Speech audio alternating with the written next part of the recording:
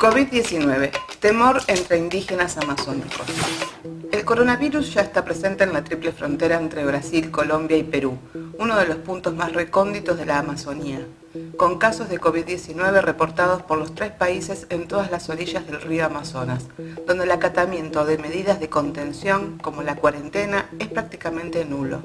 Sin medicina ni alimentos, las comunidades indígenas del Amazonas enfrentan una situación de caos total ante la llegada del nuevo coronavirus. Los representantes indígenas se quejaron de la poca asistencia que reciben de los gobiernos de la región pese a la expansión del COVID-19.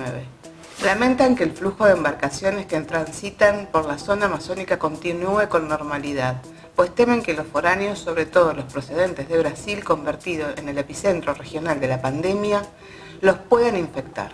La tesis del presidente brasileño Jair Bolsonaro sobre la pandemia es que afectará inexorablemente al 70% de la población de su país.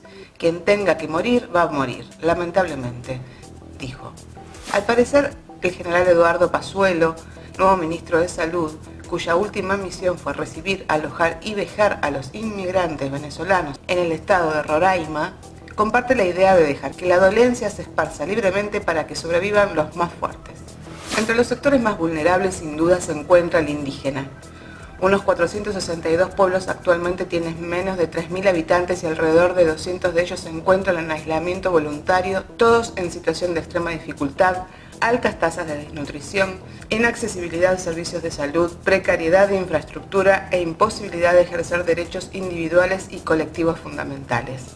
El dirigente indígena colombiano Luis Fernando Arias denunció la escasez de agua potable, alimentos e implementos de bioseguridad y el confinamiento por el conflicto armado latente en su país. Junto al hostigamiento militar, agravan la situación. El genocidio contra los pueblos indígenas se ha convertido en la peor pandemia nuestra en estos últimos años, añadió. No hay médicos en nuestras comunidades, no hay materiales de prevención ante la pandemia. No hay un apoyo en el tema alimentario, deploró José Gregorio Díaz, de la Coordinadora de las Organizaciones Indígenas de la Cuenca Amazónica, COICA, que agrupa a los 9 países que comparten el mayor bosque tropical del mundo: Brasil, Colombia, Perú, Ecuador, Venezuela, Bolivia, Surinam, Guayana y Guayana Francesa. La COICA denunció que no existe un registro de personas contagiadas entre los pueblos originarios y clamó por mayor protección ante la invasión de mineros ilegales, traficantes de drogas, taladores, invasores de tierras y turistas en los territorios indígenas de la Amazonía.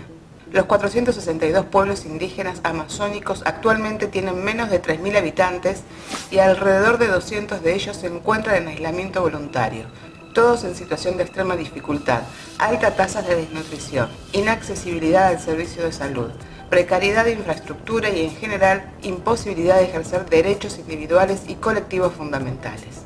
Según el dirigente indígena colombiano Luis Fernando Arias, la escasez de agua potable, alimentos e implementos de bioseguridad y el confinamiento por el conflicto armado agravan la situación de los indios colombianos, que vienen denunciando hostigamientos militares, sobre todo en el norte del Cauca. El genocidio contra los pueblos indígenas se ha convertido en la peor pandemia nuestra en estos últimos años, añadió. Los indígenas que viven en un aislamiento voluntario son especialmente vulnerables a las enfermedades infecciosas, puesto que no tienen ninguna inmunidad frente a la mayoría de estos males. La Organización Regional de Pueblos Indígenas del Oriente del Perú advirtió que teme que el descontrol provoque el contagio de los ticunas y los yaguas, los 2 pueblos nativos que tradicionalmente han habitado este espacio fronterizo de la selva amazónica, ya que hay varios contagiados por el lado peruano, en Leticia, Colombia, Tabatinga, Brasil. La cuarentena no ha detenido las actividades extractivas en Bolivia. Desde que se inició la emergencia, por lo menos 64 campos de extracción de gas y petróleo han mantenido sus actividades en Tarija, Santa Cruz y El Chaco, lo que ha generado cuestionamientos y críticas. Nuestro temor es que lleven el virus para las comunidades indígenas, dijo Axel Vilca, de la Coordinadora de Defensa de Territorios Indígenas Originario, Campesino y Áreas Protegidas. Para algunos analistas, la falta de respuesta de los gobiernos significa la complicidad con el genocidio de los pueblos originarios, con el fin de adueñarse de sus tierras y de los numerosos recursos naturales de la cuenca amazónica.